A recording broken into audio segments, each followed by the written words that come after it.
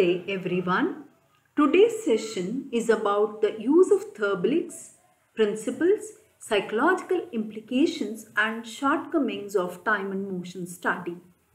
The learning objective is to understand the use of Therbligs in time and motion study and to understand the psychological implications and shortcomings of time and motion study.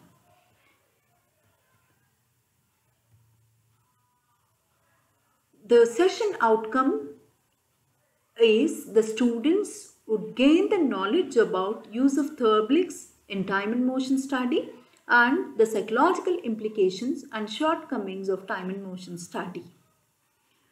Gilbert and Gilbert have given major importance to the breakdown of the task into its basic elements of motion, elimination of unnecessary moments, and combination of efficient and necessary movements into a standard method of work. This is called the best way of doing work. This analysis and breakdown of a task into basic elements of motion has been called Therbligs by Gilbert. After analyzing any job, it is found that it involves a number of Therbligs. That means basic elements of motion. But all these Therbligs are not necessary for completing a job. Thus, the unnecessary motions or Therbligs are eliminated and the necessary Therbligs are identified and put into practice. For instance, for preparing a cup of coffee, certain basic elements of motion are necessary, such as putting milk into the kettle, lighting the stove, bringing coffee powder, sugar, spoon, coffee pot and coffee mug, etc. A lot of unnecessary moments like things not in proper place and proper order to prepare a cup of coffee. By analyzing this job into Therbligs, unnecessary Therbligs may be avoided and the necessary ones accepted for quick preparation of coffee. Gilbert is determined from the comparison of the constituent elements or Therbligs of a task as performed by expert operatives.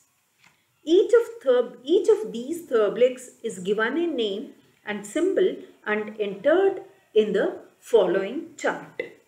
The time and motion study thus advocates division of labor and does not ignore individual differences. So here are some of the symbols that were used in representing the 18 different types of Therbligs. In the time and motion study, Therbligs suggests that an operation in question is analyzed into different components. And after observing the operation of other workers completing the job in minimum time, the quickest, most economical and best moments are collected and coordinated into one best way of doing the work. This best way is then applied to every worker. This job analysis requires quite a lot of preliminary preparation, such as preparation of process chart on which every moment is recorded in order of sequence. It is extremely helpful and time-saving technique of preparing such method of work. Wage rate can be fixed according to this technique. This is one of the important contribution of Gilbert to modern organization to perform more work in less time with less cost and less expenditure of energy. The principles of this time and motion study is, according to Taylor, following principles were used for effective production. First, the old rule of thumb must be replaced with scientific technologies. Workers must be selected and trained. There must be a cooperation between workers and management when it comes to use of scientific methods in work. Fourth, there should be an equal responsibility between management and the workers. Taylor studied the movements of the workers in the Bethlehem Steel Company and came up with the following 4 methods. First, selection of suitable person for the job, motivating these workers with high pay provided they would learn the new way. Third, stereotyping the work method. Fourth, distributing the expenditure of energy by proper distribution of rest periods. Taylor not only suggested the best method for workers but also discovered the piece rate method. He also suggested to use the better machines, tools and implements and better arrangements of all these 4 for efficient production. Gilbert has pointed out 9 principles in time and motion study. They are individualization, functionalization, measurement, analysis and synthesis, standardization, records and programs, teaching, incentives and welfare. The psychological implications and shortcomings of time and motion studies are: the study can be useful in promoting the aims of both employee and organization when they are implemented correctly and are not misapplied. Hence, when they lead to increased efficiency, they result in some gains to the workers as well as to the management. But in few circumstances, where workers are not satisfied with the introduction of time and motion study, they do not produce greater efficiency, and its introduction merely produces greater dissatisfaction and insecurity as well as anxiety in the minds of the workers. Consequently, they are going to resist. Following are the 3 major forms of resistance to the time and motion study. They are: first, objection to change; second, intrusion as an outsider; third, increased feeling of insecurity. When we look in detail about these 3 forms of resistance, the first one is the objection to change. Introduction of a new method may lead to improvement, but when it is being introduced, the possibility of improvement still remains a question mark.